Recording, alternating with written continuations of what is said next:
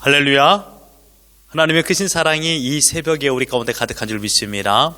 오늘 우리는 이사야 58장 1절로 14절의 본문을 통하여 형통한 삶을 사는 법이라는 제목으로 하나님의 말씀을 함께 나누도록 하겠습니다.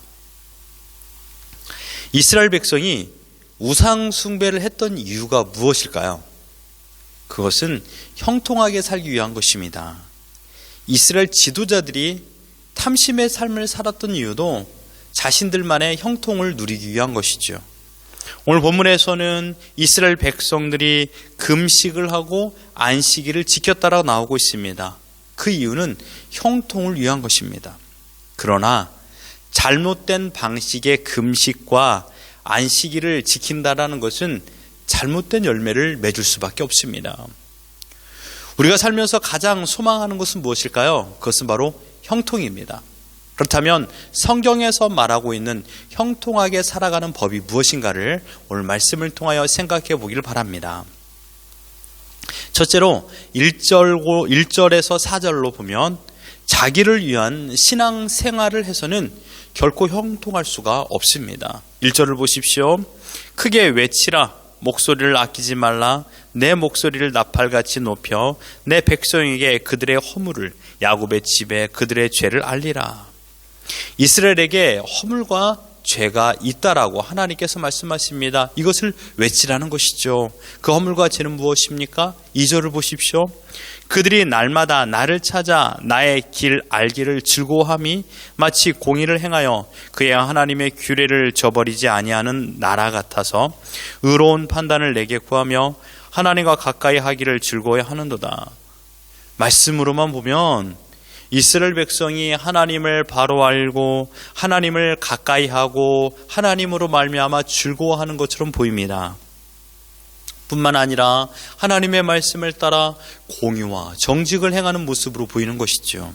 그러나 실상은 이들은요, 형식적인 신앙 생활을 하고 있다는 것을 하나님께서는 아셨습니다. 이사야 당시 유다 백성들은요, 경건한 신앙 생활 하는 척 했습니다. 다른 한편으로는 이것이 바로 자신의 욕심과 쾌락을 추구하였고 외식적으로 형식적인 신앙 생활을 하고 있었던 것입니다. 여러분, 진실적으로 하는 것보다 형식적으로 하는 것이 더 어렵습니다. 진실적인 사랑이 쉬울까요? 형식적인 사랑이 쉬울까요? 어디에 힘이 더 많이 필요할까요? 형식적으로 하는 것이 더 많이 힘이 필요합니다. 이스라엘 백성의 형식적인 신앙생활의 대표적인 것을 하나님께서는 3절에 금식으로 표현하고 있습니다. 3절을 보십시오. 우리가 금식하되 어찌하여 주께서 보지 아니하시오며 우리가 마음을 괴롭게 하되 어찌하여 주께서 알아주지 아니하시나이까. 3절은 형식적이고 자기 만족적인 금식을 하는 이스라엘 백성들에게 하나님께서 비판하라고 이사야에게 명령하신 내용입니다. 이스라엘 자손들은요, 자신들이 하는 금식을 하나님께서 알아주리라라고 생각하고 있었습니다. 그리고 이 금식하는 행위를 하나님 보십시오. 제가 이렇게 금식하고 있습니다. 자신의 금식을 자랑스러워했습니다. 왜냐하면 너무나도 자신이 하나님 앞에 만족스러운 행위를 했다라고 생각했기 때문입니다. 그래서 그들은 하나님 앞에 칭찬받기를 원했습니다. 더 나아가 하나님으로부터 형통한 삶을 선물로 받기를 원했던 것입니다. 영원한 형통을 위하여 순간의 고통을 희생하는 것 충분히 할 수 있죠. 그러나 하나님께서 원하시는 금식을 형통을 위한 도구로 사용한다라면 그 금식이 과연 하나님께서 원하시는 금식일까요? 아닙니다. 자신의 목적을 달성하기 위한 금식이 되는 것입니다. 이런 악한 목적을 가진 금식을 하나님께서 기쁘시게 받지 않는다라는 것입니다. 자기 만족과 자기 자긍심을 세우는 금식은 하나님을 협박하는 행위와 불과합니다. 심지어 하나님을 자신의 뜻대로 조정하려는 패역한 행위인 것입니다. 얼마나 미련한 사람의 말입니까? 어찌하여 알아주지 아니하시나이까? 하나님께서 모르시겠습니까? 그 마음을요. 하나님 다 알아주고 계십니다. 영적으로 미련한 이스라엘 자손들은 자신들의 잘못을 알지 못하는 것뿐입니다. 자기를 위한 신앙생활은 그러므로 결코 형통의 복을 받을 수가 없습니다. 보여주기식의 신앙생활은 하나님 앞에 승부를 볼 수가 없죠. 어쩌면 보여주기식의 신앙생활은 보여주기식의 심판을 받을 수밖에 없는 것입니다. 외적으로 하나님을 사랑하는 것처럼은 누구나 할 수 있습니다. 육신의 혈기대로 금식도 할 수 있고요. 4절에 보면서 육신의 혈기가 그대로 남아 있습니다. 금식하면서 논쟁하며 다투며 악한 주먹으로 치는도다. 너희가 오늘 금식하는 것은 너희의 목소리를 상달하게 하려는 것이 아니니라. 하나님은 이러한 자들의 금식을 받아주지 아니하시고 형통한 삶을 허락하지 않습니다. 우리가 믿음 생활 가운데 하지 말아야 될 첫 번째는 바로 보여주기식, 형식적인 믿음 생활인 것을 기억하시고 온전한, 순전한 마음으로 하나님을 사랑하며 믿음의 삶을 살기를 주님의 이름으로 축원합니다. 둘째로 5절과 9절입니다. 하나님은 하나님의 뜻대로 신앙생활 하기를 원하십니다. 형식적으로 보여주기식으로 하지 말고 내가 원하는 믿음의 삶을 살아라 라고 말하고 있습니다. 5절을 보십시오. 이것이 어찌 내가 기뻐하는 금식이 되겠으며 이것이 어찌 사람이 자기의 마음을 괴롭게 하는 날이 되겠느냐. 그의 머리를 갈대같이 숙이고 굵은 배와 재를 펴는 것을 어찌 금식이라 하겠으며 여호와께 연락될 날이라 하겠느냐. 금식은 자신의 육체적 정신적 욕망을 억제하고 하나님 앞에서 자신의 죄인됨을 온전히 고백하는 것입니다. 그리고 자신의 추한 모습을 통하여 통회하며 자복하며, 어제 말씀을 보았죠. 통회하는 자, 또 하나님 앞에 겸손한 자를 하나님께서 함께하여 주신다. 그게 바로 형통의 삶의 비결인 것이죠.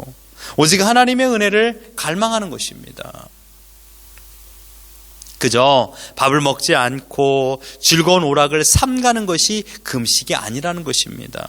그러나 이스라엘 자손들은요, 금식을 행하는 본질적인 마음 자세가 탐심으로 진행된 것입니다. 자기가 원하는 것을 하나님께 받아내기 위하여서 금식을 했던 것입니다. 금식을 통하여 형통한 삶을 보장받기 원했습니다. 자신이 죄로부터 돌이켜 하나님 앞에 나아가는 것이 아니라 외려 자신의 마음을 숨기고 외형적인 모습으로 거룩한 척하며 육체적인 고통을 주는 고행의 시간을 보낸 것뿐입니다. 사람이 보기에는 충분히 속아 넘어갈 수 있죠. 여러분 생각해 보십시오. 정기적으로 한 달에 한 번 혹은 일주일에 한 번 금식을 하며 자신이 하나님 앞에 경건한 삶을 살아간다라면 다른 사람들은 그 금식하는 사람을 보면서 굉장히 존경하고 칭찬할 것입니다. 그러나 하나님은 사람이 아니십니다. 사람은 속일 수 있으나 하나님은 속일 수 없습니다. 사람의 폐부까지 감찰하시는 하나님께서 거짓된 신앙생활에 속아 넘어가지 않습니다. 이러한 금식을 하나님께서 받지 않으시고 자기 배만 고플 뿐입니다. 그렇다면 하나님께서 원하시는 금식은 무엇일까요? 하나님께서 원하시는 믿음의 삶은 무엇일까요? 6절을 보십시오. 내가 기뻐하는 금식은 흉악의 결박을 풀어주며 멍에의 줄을 끌어주며 압제 당하는 자를 자유하게 하며 모든 멍에를 꺾는 것이 아니겠느냐. 하나님께서 기뻐하는 금식은 약자를 보호하고 억압받는 자들에게 자유를 주는 것입니다. 그렇다면 여기서 약자는 누구일까요? 먹는 것이 없고 괴로움 속에 살아가는 자. 억압받는 자는 누굴까요?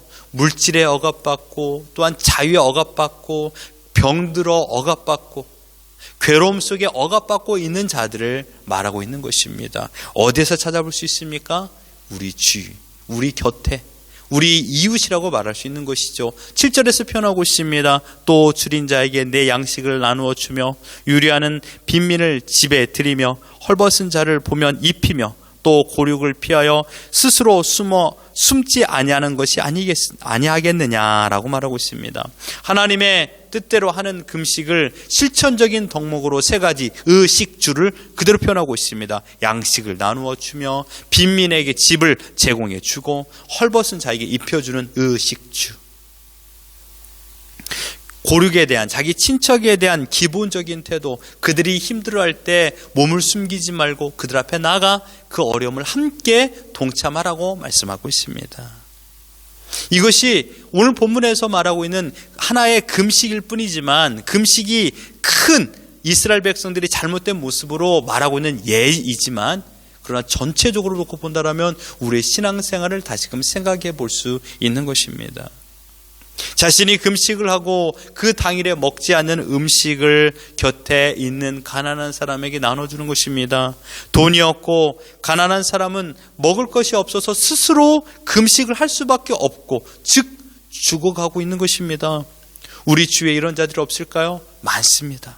나보다 더 힘들게 살아가는 사람들이 많다라는 것, 여러분 기억하십시오.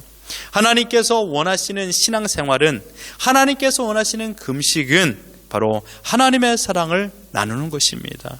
내 이웃을 내 몸같이 사랑하는 것이 바로 하나님께서 원하시는 신앙생활인 줄 믿습니다. 이러한 자들이 하나님과 동행하게 되는 것이고, 하나님으로 말미암아 형통한 삶을 살아가는 것입니다. 3번째로 9절과 14절에 하나님의 길을 따르는 신앙생활이 형통한 길을 걷게 되는 비결이라고 말씀하고 있습니다. 형통한 삶을 사는 법입니다. 하나님께서 원하시는 믿음의 태도는 형식적이거나 자기중심적, 자기만족적 태도가 아닙니다. 오직 하나님의 말씀하시는 그 길을 따르는 거룩한 삶입니다. 거룩한 믿음은 거룩한 마음을 품게 되고요, 거룩한 마음을 품게 되면 거룩한 말과 거룩한 행동을 하게 되어 있습니다. 이러한 삶을 살아가는 자들에게 하나님께서 형통의 은혜를 베푸신다라고 11절에 말씀하고 있습니다. 여호와가 너를 항상 인도하여 메마른 곳에서도 내 영혼을 만족하게 하며 내 뼈를 견고하게 하리니 너는 물된 동산 같겠고 물이 끊어지지 아니하는 샘 같을 것이라. 저는 우리 모든 성도님들이 언제나 물된 동산과 마르지 않는 샘이 되기를 주님의 이름으로 축원합니다. 어떻게요? 하나님께서 함께 하심으로 말미암은 형통의 삶인 것입니다. 9절을 보십시오. 내가 부를 때에는 나 여호와가 응답하겠고 내가 부르짖을 때에는 내가 여기 있다 하리라. 아멘. 이스라엘 자손이 금식을 하며 기도해도 하나님께서 들어주지 아니했던 것과 비교되는 말씀입니다. 하나님께서 원하시는 신앙생활을 하는 모든 자들에게는 형통의 삶을 살 수 있는 기도 응답을 예로 들어 말씀하고 있습니다. 가정에서 자녀가 부모님을 부릅니다. 엄마, 아빠. 그때 아무런 대답이 없으면 얼마나 무섭고 외롭겠습니까? 그러나 자녀가 부를 때 얘야, 아빠 여기 있다, 엄마 여기 있다 라고 말하면 자녀들이 얼마나 마음이 평안하고 위로가 되고 힘이 되겠습니까? 형통의 삶은 무엇입니까? 곧 응답의 삶입니다. 하나님은 악인의 제사를 미워하시고 의인의 기도는 들어 응답하신다라고 잠언에서 말씀했습니다. 하나님께서는 자신이 원하시는 믿음 생활하는 자들에게 고통 가운데, 고난 가운데, 괴로움 가운데, 풍랑 가운데, 외로움 가운데, 병들어 힘들어하는 그 가운데, 가난 가운데, 빈곤 가운데 하나님을 찾아 기도하는 자들에게 응답하여 주신다라고 말씀하셨습니다. 얘야, 내가 여기 있다. 내가 너를 도와줄게. 하나님께서는 우리의 기도에 몸을 숨기지 않고 몸을 드러내시며 우리에게 말씀하여 주십니다. 너의 삶을 내가 풍성한 곧 물된 동산처럼 만들겠으며 물이 끊어지 않는 샘처럼 만들겠다. 내가 풍성하게 해줄게. 이게 바로 하나님의 응답인 줄 믿습니다. 형통의 삶을 사는 법은 다른 것이 아닙니다. 하나님께서 원하시는 믿음 생활을 하는 것입니다. 다른 게 아니죠. 하나님이 기준이 되는 것입니다. 하나님께서 기준이 되어주심으로 말미암아 형통의 삶을 살아가는 것이죠. 어제 우리는 하나님께서 대로를 수축하신다고 그랬습니다. 그리고 가리워진 길을 걷는데 막히는 장애물을 제한다 그랬습니다. 복이라는 것이 무엇이었죠? 굽지 않고 곧게 살아갈 수 있는 길을 만드는 것이라 그랬습니다. 형통은 무엇입니까? 장애물이 없는 것입니다.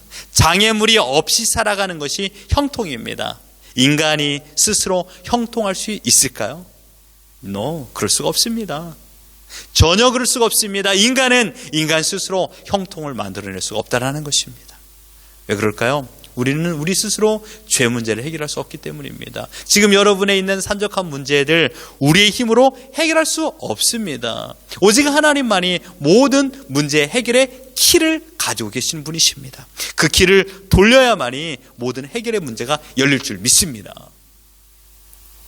오직 하나님을 생각하며 순종을 통하여서 하나님을 내가 유혹하고 내가 순종함으로 하나님의 마음을 바꾸어서 내가 형통의 복을 받아내리라 라는 순종은 결코 하나님 앞에 온전한 모습이 아닙니다. 우리의 순종은 이래야 됩니다. 하나님께서 나를 사랑하시듯이 나도 하나님을 좋아하고 하나님을 사랑하며 하나님 안에 거하는 것이 너무 좋다라고 믿고 감사하며 기뻐하며 하나님과 동행하는 것, 이게 바로 순종입니다. 내 일이 잘 되고 내 일이 안 되고와 상관이 없습니다. 내가 가진 것이 많고 적음과 상관없습니다. 내가 몸이 아픈 것과 몸이 아프지 않은 것과 아무런 상관없습니다.